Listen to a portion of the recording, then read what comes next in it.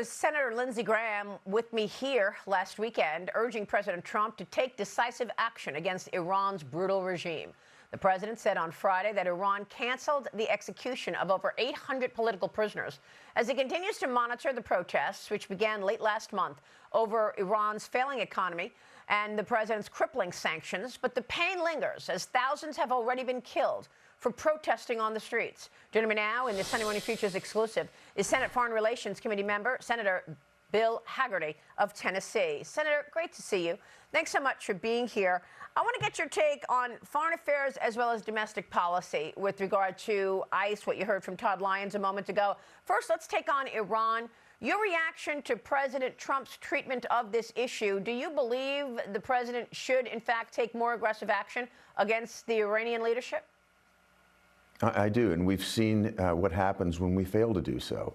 Under President Obama, rather than take aggressive action when Iranians were in the streets really looking and searching for the type of leadership that President Trump is now delivering, what did Obama do? He remained silent and turned around and handed them billions of dollars, pallets of cash in return for this so-called Iran deal that was a massive failure.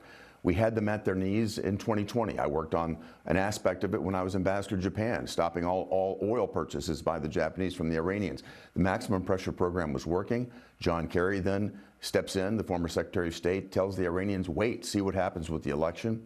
Guess what? Joe Biden comes into office and immediately relaxes the enforcement of sanctions. Money begins to flow back to Iran. Terror breaks out in the Middle East. We know what happens when America leadership is not there, when we're not present. Yeah. President Trump is stepping up, and in fact, stepping up in a major way. He's backing it up with movements of carrier strike groups into the region. I think the Ayatollahs better be listening very carefully to President Trump. Yeah, and I feel like many of the president's moves are also messages to communist China.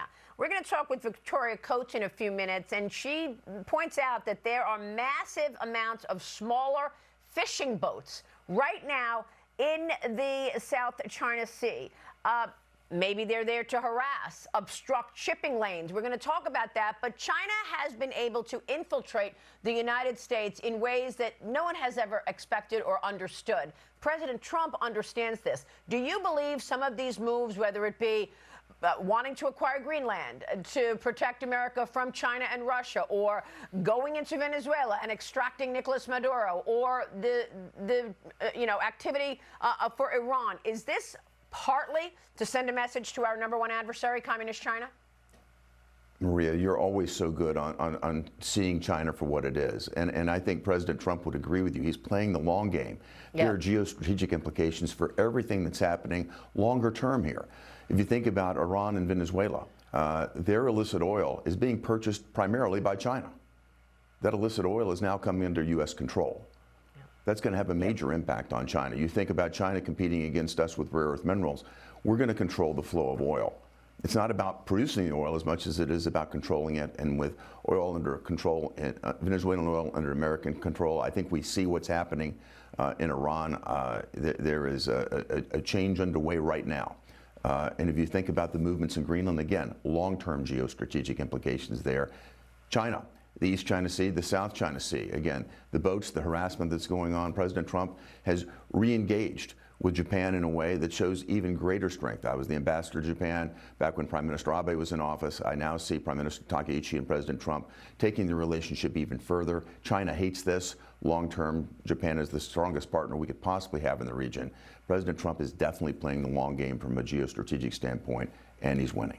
And I love what's going on in Japan right now. It is just flourishing, and you're seeing lots of tourism and excitement and participation in the Prime Minister's agenda there. But I want to take you back to the United States right now and take a look at the president's priorities here. He came out with a list of things in the last 100 days: a ban on large institutional investors purchasing single-family homes, $200 billion purchase of mortgage-backed securities, a 10% cap on credit card interest rates, the idea that he's going to announce next week in Davos that you could now tap into your 401k to buy a home.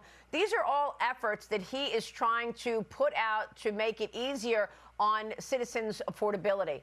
But at the same time, you've got Democrats getting in the faces of ICE. And I know you worked with leadership in Memphis and really saw a change in terms of what can be done if you're working together with the local leadership there. Very different than what's happening right now in Minnesota.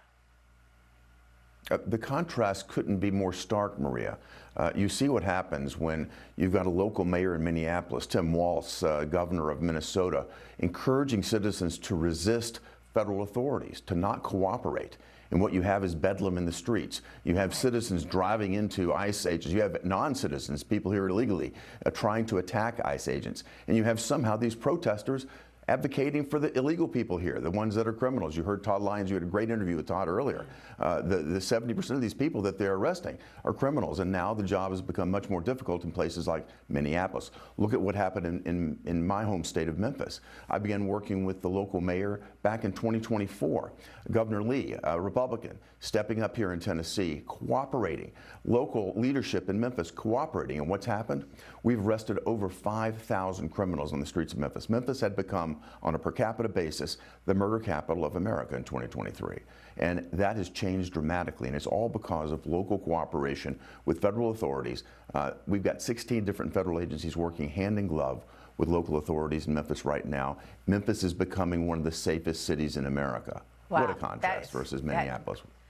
And what a contrast to where it was, because I remember that Kash Patel, in my interview with him last year, said that one of those areas in Tennessee was actually the homicide capital of the country. Yes. But the work that you've done working with local officials and obviously the FBI and Kash Patel has changed that as well. Senator, it's great to catch up. Thanks very much for your work.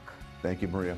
Senator Bill Hagerty in Tennessee. Up next, the first U.S. sale of Venezuelan oil in the books, valued at $500 million, with additional sales expected soon. Former Deputy National Security Advisor to President Trump, Victoria Coates, is here on Venezuela, Iran, and President Trump's efforts to communist China as well, countering their aggression. Next.